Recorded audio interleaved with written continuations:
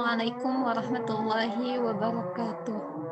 Alhamdulillahilladzi an'ama 'alaina bi ni'matil imani wal Islam wassalatu wassalamu ala khairil anam wa ala alihi wa sahbihi wasallam amma ba'du. Alhamdulillah pada kesempatan ini kami dari kelompok 2 mata kuliah manajemen strategi syariah, saya Siti Fatma Rasita. Saya Ahmad Saifullah Mawardi. Nama saya Nurulita Oktavia. Dan saya Amelia Hendayani Hidayat. Insya Allah akan memaparkan mengenai analisis kami tentang lingkungan internal dan eksternal dari brand Erigo. Yang pertama yaitu dari lingkungan internal. Yang pertama yaitu kedisiplinan dan tanggung jawab pegawai kepada Allah dan kepada perusahaan yang selalu dicontohkan oleh founder ataupun CEO dari perusahaan Erigo tersebut. Nah, jadi sudah kita ketahui dan sudah kita simak dalam video bahwasanya CEO dari perusahaan Erigo tersebut selalu menerapkan atau mencontohkan kedisiplinan kepada para pekerjanya. Mulai dari kedisiplinan mengenai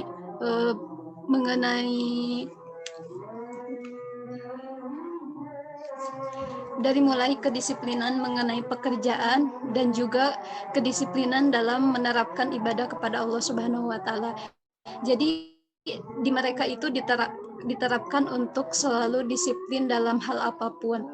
Dicontohkan pula di video tersebut ketika azan berkumandang, semua pekerjaan otomatis diberhentikan dan semuanya langsung bergegas ke masjid untuk melaksanakan sholat berjamaah bersama-sama. Dan itu bisa dijadikan sebagai contoh untuk para pengusaha muslim untuk selalu mendekatkan diri kepada Allah. Tidak puas akan hal yang sudah dicapai, tetapi terus selalu ingat bahwasanya kita sebagai muslim itu punya kewajiban yang lebih utama. Untuk analisis faktor yang kedua akan disampaikan oleh saudara Saiful. Dipersilakan. Baik, untuk faktor yang selanjutnya sudah di lingkungan internal, yaitu gudang yang tertata rapi dan pelayanan yang diberikan kepada pelanggan sangat ramah serta di dalam proses pengirimannya sangat cepat. Nah, ini bisa kita lihat ya teman-teman, khususnya yang di video kemarin, yang di video Rans ya. Bisa kita lihat gitu bahwasanya gudang maupun kantor yang dari brand Erigo ini sangat besar, sangat megah, berhektar-hektar bahkan, tapi untuk kemungkinan ini bisa ditata rapi dan juga sangat bersih gitu. Nah, ini bisa kita contoh juga ya, bahwasannya meskipun kita memiliki gudang yang seadanya dan juga tidak luas, tapi seenggaknya kita bisa menata rapi walaupun namanya gudang gitu. Karena dengan tata rapihnya gudang ini bisa menjadi image khususnya kepada brand itu sendiri.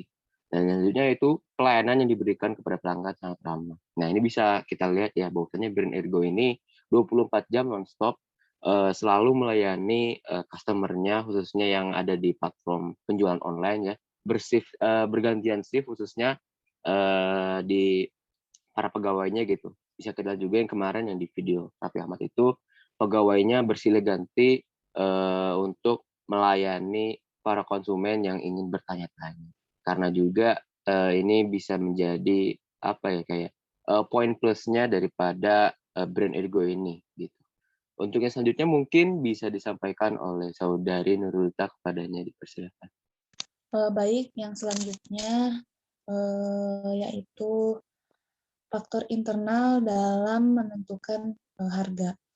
Jadi perusahaan atau brand Erigo ini penentuan harganya itu berdasarkan nilai dari konsumen. Jadi mereka lebih berfokus terhadap pemenuhan nilai dari konsumen dibandingkan dengan laba yang akan didapatkan. Jadi mereka itu lebih mementingkan penilaian dari para konsumen dibandingkan dengan laba yang akan didapatkan, sesuai dengan ajaran Islam bahwa ketika kita berbisnis kita itu tidak boleh mengambil laba yang begitu besar gitu. Jadi harus lebih mementingkan kepuasan dari para konsumen. Ya, begitu pula dengan perusahaan Erigo, mereka selalu mementingkan kepuasan ataupun nilai yang diberikan oleh konsumen kepada perusahaan mereka dibandingkan dengan laba yang akan didapatkan oleh mereka. Tuh. Mungkin segitu analisis dari saya. Yang selanjutnya akan disampaikan oleh Saudari Amel.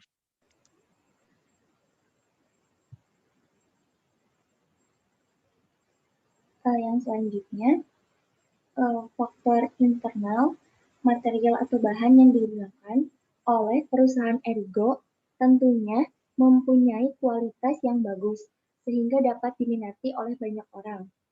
Sebagai penjual, hal kedua setelah pelayanan kepada customer, kita harus mengedepankan kualitas produk yang kita perjualbelikan. Erigo menggunakan material atau bahan terbaik sebagai bentuk keseriusan perusahaan untuk membuat customer nyaman, puas, serta tidak merasa dirugikan dengan membeli produk yang mereka tawarkan. Walaupun harga yang ditawarkan cukup terjangkau, serta banyaknya promo yang mereka berikan tidak menurunkan kualitas dari produk itu sendiri. Itu bisa sebagai kunci bahwa Erigo bisa diminati oleh banyak orang, selain memang karena harganya yang terjangkau, juga karena material atau bahan yang diberikan pun bisa dibilang berkualitas. Jadi mereka tidak memberikan produk yang asal-asalan. Itu memberikan konsumen sebuah nilai plus kepada sebuah perusahaan ketika mereka memberikan pelayanan yang baik, memberikan harga yang bisa cocok untuk berbagai kalangan, serta material bahan yang baik pula, membuat produk atau perusahaan itu sendiri dapat meningkat dan dapat memberikan feedback yang baik dari customer. Mungkin sekian analisis dari saya, dan akan dilanjutkan dengan analisis eksternal.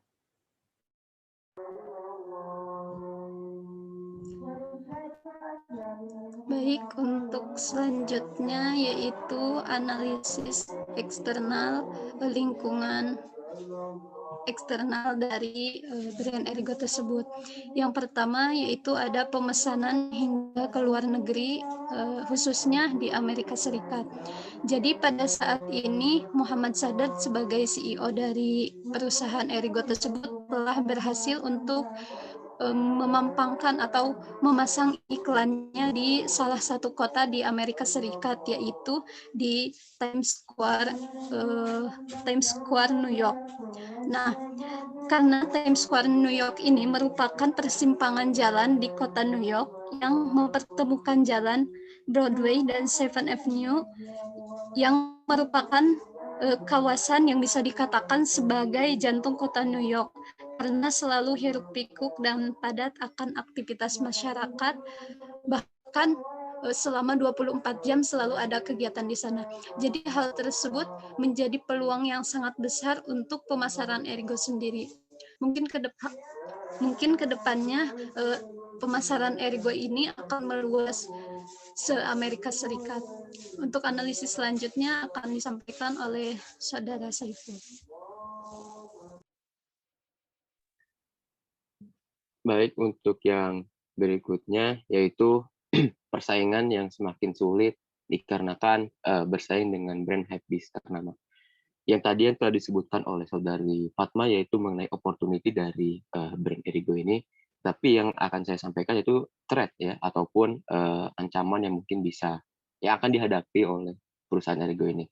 Karena pemasaran yang bisa mencapai Times Square di New York ya, menjadi angin segar mungkinnya bagi brand-brand ternama di Amerika Serikat, karena akan ada masuknya brand dari Indonesia.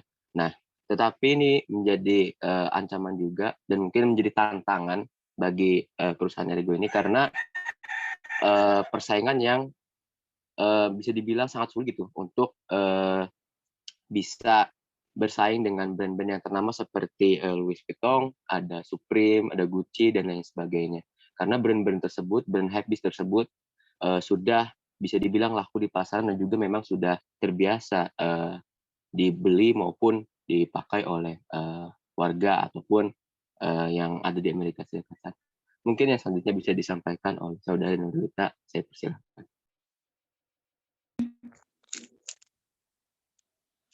Baik, yang selanjutnya faktor eksternal yang selanjutnya yang saya analisis dari brand Erigo yaitu dari peluang ataupun opportunity-nya, yaitu peluang dari daya beli konsumennya.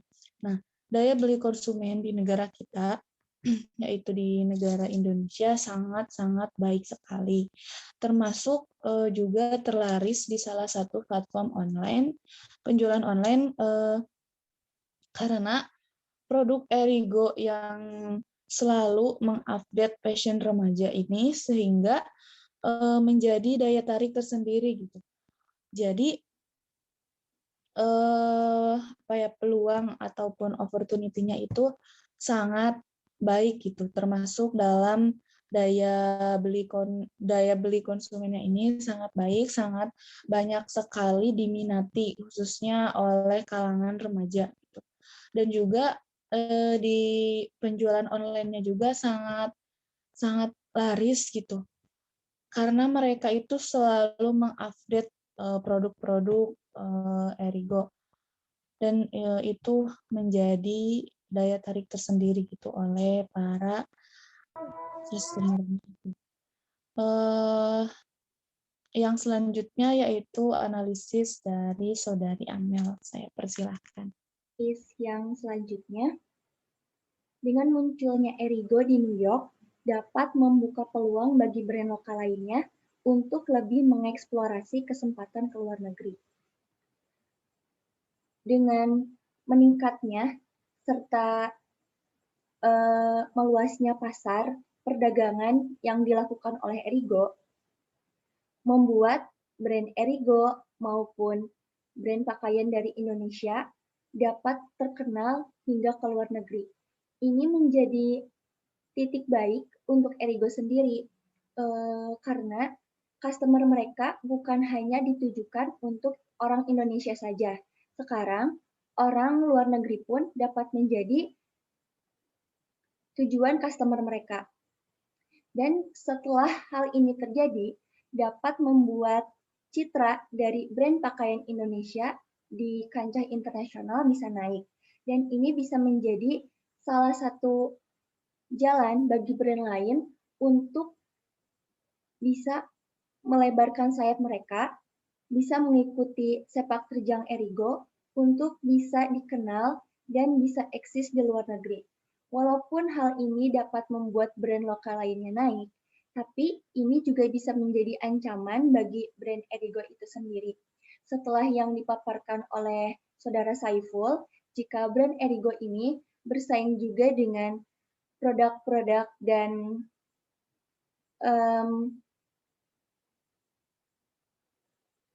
hypebeast, dengan mulai banyak muncul brand lokal lain ke luar negeri, ini pun bisa menjadi sebagai tantangan ataupun sebagai bisa menjadi sebagai ancaman juga gitu. Dan yang harus dilakukan adalah kita tetap membiarkan brand lokal lainnya ataupun kompetitor kita untuk maju, untuk melebarkan sayap mereka, tapi kita juga harus menjaga citra produk kita, harus menjaga kualitas produk kita, harus menjaga kepercayaan konsumen, serta kita pun harus tetap memberikan pelayanan terbaik, sehingga walaupun banyaknya kompetitor, banyaknya pesaing dari brand lain, brand kita tetap akan menjadi brand nomor 1 dan tetap menjadi produk yang diminati oleh customer kita. Mungkin sekian analisis eksternal yang dapat saya sampaikan. Selanjutnya saya akan berikan kepada Fatma.